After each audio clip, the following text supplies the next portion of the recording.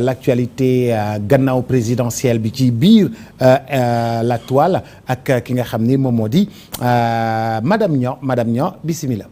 Bismillah, merci beaucoup Boubacar di la nuyuwaat suñu mbokku téléspectateurs yi bu baax a baax.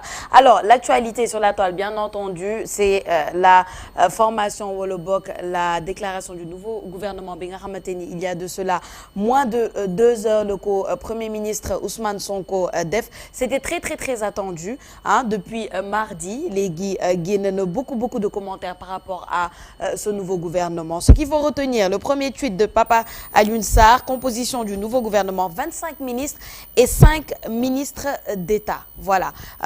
On peut... Oui, 5 secrétaires d'État, pardon. On ne peut pas nommer gouvernement bi yëpp, mais lu ñuy retenir mooy on va citer quelques noms de la liste complète des membres du gouvernement. On a par exemple Yacine Fall qui est ministre de l'intégration africaine et des affaires étrangères. On a général Jean-Baptiste Tine qui est ministre de l'Intérieur et de la Sécurité publique. Birame Souleye Diop, ministre de l'Énergie, du pétrole et des mines. On a aussi Abdou Rahman Diouf, ministre de l'enseignement supérieur, de la recherche et de l'innovation, entre autres. Am na ay réaction yu bëri yi nga xamante ni tamit mun nañ leen xool ci toile bi mas bu fekkente ni mun nañ dugal un peu les tweets. On va commencer par le tweet de Mimi Touré, voilà, Aminata Touré qui dit: je félicite vivement les membres du nouveau gouvernement, que Dieu les assiste dans leur noble mission au bénéfice du peuple sénégalais. Mimi Touré bi nga xamante ni bon ñi bu ñu gisulee turam ci liste bi beaucoup certains en tout cas s'attendaient à voir son nom, mais il n'y avait pas son nom, mais ni le réagirait. Donc réaction bi aussi ça a suscité beaucoup d'autres réactions. Bon, Papa Sarr moom nee na au-delà des profils de ministres connus, la présence d'un ancien CEMGA général Biram Semga général Biram Diop et d'un ancien haut commandant de la gendarmerie nationale, général Jean-Baptiste Tine, dans le gouvernement au poste stratégique de l'intérieur et des forces armées rassure. Aïssata Ndiaye Fall moom nee na 25 ministres et 5 secrétaires d'État, gouvernement de rupture qui incarne le projet, gouvernement de proximité, d'innovation et d'efficacité selon le Premier ministre. Cheikh Fatma Diop moom nee na gouvernement de grande qualité sur la base des profils qui y sont et que je connais. Bonne chance et bon courage à cet attelage dans la satisfaction de la commande populaire. Moustapha Gueye tamit moom nee na il est beaucoup plus difficile de concocter un gouvernement du Sénégal que de gérer le Sénégal. Ce sont les paroles d'un ancien président du Sénégal. Maanaam def li nga xamante ni composition de gouvernement bi nekkul lu yomb. Beaucoup se demandaient pourquoi est-ce que ça a pris autant de temps. Mais c'est pas quelque chose de facile à faire. Mohamed Sarr Diop moom nee na un gouvernement qui inspire confiance. Le seul hic, c'est le manque de parité. À l'heure actuelle, c'est un fait un peu gênant. Ça pouvait commencer avec les secrétaires d'État. Il faut noter que dans le gouvernement, il y a 25 ministres et oui, il y en a 30. J'en ai 25 et 5 plus les 5 secrétaires d'État. Donc dans les 30, on compte 4 femmes ministres dans 30. Amadou Dafé moom nee na quelqu'un peut m'expliquer ce que fait Birame Souleye Diop qui est déjà maire et député dans le gouvernement. Mohamed Dionko moom nee na il a un délai pour renoncer au poste électif. Et justement l'information c'est que le délai est d'1 mois. loolu lañ wax le délai de 2 mois pour ne pas avoir cumul de postes yi nga xamante ni bon. Mais ils ont un délai de 60 jours selon la loi. Peut-être que ñoom ñoo bëgg mu gaaw ñu may leen. Exactement ñoom ñoo bëgg lu gaaw ñu ne un délai d'1 mois pour justement ñu démissionner ci seen fonction précédente pour ne pas avoir un cumul de fonctions de ce côté-là qui était très important pour la tête du gouvernement en place maanaam le président Bassirou Diomaye Faye et le premier ministre. ABCF moom nee na un gouvernement avec 4 femmes uniquement c'est quand même incroyable en 2024. Djali Badiane moom tamit nee na si peu de femmes je suis extrêmement déçue. Alors mu ngi noonu on voit un peu les réactions Boubacar gis nañ ni pour beaucoup dafa nekk composition du gouvernement bi nga xamante ni ça les rassure. D'où peut-être l'expérience de certains am na ñoo xamante ni on les connaît moins que d'autres peut-être mais ça rassure. Il y en a aussi qui critiquent li nga xamante ni moo di le manque de femmes voilà de parité dans ce gouvernement et moi je les rejoins là-dessus Bachir. Oui en fait c'est un accouchement. Il est arrivé et alhamdulillah on leur souhaite bonne chance et on espère que ça va maintenant boo duggee ci profil yi tu vas voir que par exemple ministre de la justice Ousmane Diagne lañ ko jox. Ousmane Diagne c'est l'ancien procureur à la Cour suprême. Donc si vous regardez les événements passés ba ñuy waxu disons candidature Ousmane Sonko na jàll wala du jàll c'est Ousmane Sonko qui avait dit non l'agent judiciaire n'avait pas le droit de faire ça Ousmane Sonko dafa war a nekk candidat donc muy benn le ministre des Forces armées je pense que c'est la première fois je pense c'est la première fois qu'on a un officier général ministre des Forces armées au Sénégal c'est la première fois donc le ministre des Forces armées c'est l'ancien SEMGA qui était là en 2021 Birame Diop 2021 moom après les événements dañ ko changé woon nit ñi doon naan dañ ko changé parce que il avait refusé de faire sortir l'armée ce qui était absolument faux parce que xam nga quand même dans l'armée les nominations dañ koy planifier da ngay gis ñu ne la à compter du 1er août Boubacar Diallo est nommé général SEMGA donc là fii ba 1er août tu n'es pas le SEMGA décret bi ça en vigueur donc moom le décret qui le faisait remplacer par le général Cheikh Wade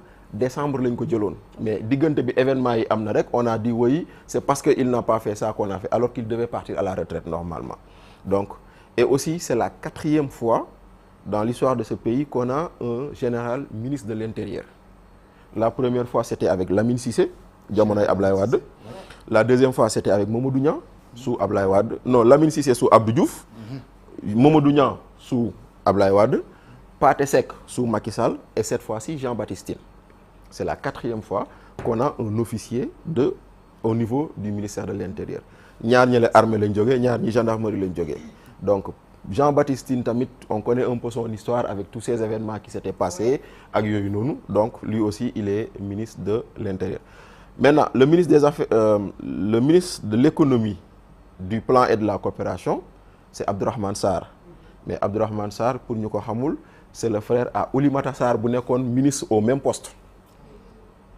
il a été représentant du FMI dans des pays comme le Togo c'est un économiste affaire yooyu noonu loolu mooy benn le ministre des Finances et du Budget c'est Cheikh Diba ça ne vous dit absolument rien peut-être mais c'est l'homme dont on dit avoir été le négociateur entre Macky Sall et Ousmane Sonko. Oui, oui. Ouais. Tout à fait. Mais je pense que profil yi nga lim nii je pense que peut-être loolu moo tax nit ñi naan que ça rassure parce qu'on voit dedans quand même de la compétence. Après on voit Serigne Gueye Diop ancien ministre conseiller sous Macky Sall ministre de l'Industrie et du Commerce parce que c'est un homme de l'industrie. On voit d'autres El Malick Ndiaye porte-parole de Pastef defe naa ministre des Infrastructures et des Transports aériens Yacine Fall ministre des Affaires étrangères Maymouna Dièye ministre de la Femme. Maymouna Dièye c'est la mairesse de la Patte d'Oie donc voilà Cheikh Tidiane Dièye ministre de l'hydraulique Abdourahmane Diouf je crois ministre de l'enseignement supérieur merci beaucoup voilà donc defe naa Moustapha Guirassy ministre de l'éducation nationale donc quand même c'est des profils yoo xam ne on ne dira pas que c'est pas des têtes vides comme la mienne quoi donc c'est des têtes pleines c'est des profils intéressants maintenant comme on dit faire un gouvernement c'est une chose mais faire marcher ce gouvernement pour la satisfaction des problèmes ou des besoins des Sénégalais c'en est une autre kon nag ñu ngi leen di xaar foofu noonu. Birame Souleye Diop ministre de l'énergie du pétrole et des mines dolli si mine waaw dolli si et des mines et aussi on a une femme au ministère de la jeunesse des sports et de la culture voilà ministère de la jeunesse des sports et de la culture waaw je pense aussi que est-ce que mës nañoo am ministre des sports bu jigéen. Non, je ne pense pas moi je ne me rappelle pas mais donc on est vraiment dans un gouvernement des premiers c'est la première fois qu'on a un officier général à la tête des armées comme ministre. Sport c'est la première fois qu'on a une femme. Sport culture et jeunesse. Sport culture et jeunesse. Voilà loolu lañu def ministère de la kii mais en tout c'est 30 ministres donc. 25 ministres et 5 secrétaires d'État. Les secrétaires d'État c'est des ministres ils ont rang de ministre et tout ils siègent au conseil des ministres c'est des ministres tur bi rek lañu changé. moom mu ngi noonu maintenant nag on va les voir à l'œuvre on va voir qu'est-ce que ça donne. mais loolu c'est au palais. yooyu noonu c'est soit des conseillers élevés au rang de ministre. Oui. Ou des conseillers simples, mais loolu c'est au palais. C'est pas un gouvernement, c'est-à-dire simplement que le président de la République a besoin d'avoir des conseillers autour de lui. Il peut avoir un conseiller en sport, un conseiller en éducation, un conseiller en santé, etc. loolu benn la. bu ko defee ba pare ensuite maintenant ces conseillers il a le pouvoir de les élever au rang de ministre. moo tax ñu naan ministre conseiller. mais maintenant après il faut dire aussi que le ministre de l'agriculture c'est quelqu'un qui était à la BIDC comme vice-président et qui devient le ministre de l'agriculture et de la pêche parce que fii nii agriculture pêche dañ ko jël def ko benn. voilà. macha allah et puis man nag lenn rek ma si neex soo gënoon na affaire yi gaaw. na affaire yi gaaw parce que ñu def passation de service yi ñi war a joxe lenge yi ñu jublu ci liggéey bi non mais c'est important c'est important na affaire yi gaaw ñi war a joxe lenge yi ñu jublu ci liggéey bi il vous dit qu'il a pas le temps c'est-à-dire que et qu'il prend en charge les aspirations des gens. Boubacar waaw depuis le 25 mars 2024 ñi fi nekk tey xam nañu dañuy dem ils ont préparé leur dossier toog di xaar ils savent kon léegi maintenant c'est logique ils ont perdu ils savent qu'ils ne sont plus ministres donc ils attendent que ñu ne leen kan la ñuy defantel passation de service Aïcha donc les documents sont prêts bu lañ neexoon tey ñu def passation de service ñu commencé liggéey. c'est une question de formalité. exactement je pense mais li nga wax c'est important de relever li nga wax Boubacar man à mon avis parce que même boo duggee ci réseaux sociaux yi le hashtag c'est maintenant au travail. maintenant au travail maanaam loolu la ñu woote ñoom liggéey sérieux assiduité continuité ak changer li nga xamante ni ça ne marche pas renforcer li nga xamante ni ça marche. avec ce gouvernement comme ni ma doon wax sànq beaucoup sont rassurés justement à cause des profils parce que dafa nekk profil yi nga xamante ni ils vont de la logique dans beaucoup de ministères clés et souvent c'est ce qu'on reprochait aux anciens gouvernements de comprendre en fait tu entends telle personne à tel ministère et tu te poses la question mais où est la compétence et là on voit la compétence dans beaucoup de ministères clés on voit la logique dans beaucoup de ministères clés tu prends quelqu'un comme monsieur Guirassy nga def ko ministre de l'éducation c'est logique maintenant il est dans ça depuis 30 ans depuis 40 ans il est dans ça dans l'éducation donc logique ak ñeneen donc c'est logique donc la compétence est là mon doomu baay Moussa Balla Fofana que je félicite ministre de l'urbanisme de l'aménagement du territoire et des collectivités locales mais il a déjà écrit sur les collectivités locales parce que c'est sa spécialité. C'est ça. Voilà, donc il a été par le passé conseiller technique de Cheikh Bamba Dièye en 2012 ba muy nekk ministre des collectivités territoriales. Donc voilà, il a le profil pour loolu la Diomaye waxoon loolu qu'il faut à la place. Exactement. La compétence est là. Man, j'ai juste une question. Il y a pas plus de femmes compétentes dans ce pays ou bon, je pose la question parce que pour man 30 non, il faut que ma wax ko Boubacar. Non, demeewul noonu sax Sofia. Non mais bon. Sofia dina ñëw. 30 ministres 4 femmes. Vous Mais trouvez oui. ça normal? Non, c'est pas normal. Mais c'est pas normal. C'est pas normal, c'est pas normal. Je le dis, je laisse ça là, mais pour moi c'est pas normal. Après yëpp dina ñëw. Après. Bon, ma rejoindre Sofia rek 4 sur 30 c'est peu mais est-ce qu'il y a des profils yoo xamante ni non xaaral dañuy waxtaan rek est-ce qu'il y a des profils adéquats ak postes yi nga xam ne moom lañ doon joxe c'est une question que je me pose parce que ñoom ci seen logique peut-être lañ demee mais beneen bi mooy il faut pas tout le temps ñuy jiital aussi parité alors que des fois il y a des femmes qui n'ont pas les compétences aussi jigéen ñi ñenn ñi dañuy ragal di jël yenn responsabilités yi qu'on se le dise ñu ci bëri dañuy préférer di la mobiliser Mumbai bi fii génnal la mbooloo après votel la nga dem toog ci kaw ñu toog ci ginnaaw ci bëri amuñu fit di jël yenn responsabilité yi boobu man sama gis-gis bopp la beneen bi mooy ministre bi nga xamante ni moom la ñu dénk jeunesse la ñu wax sport et culture pour man c'est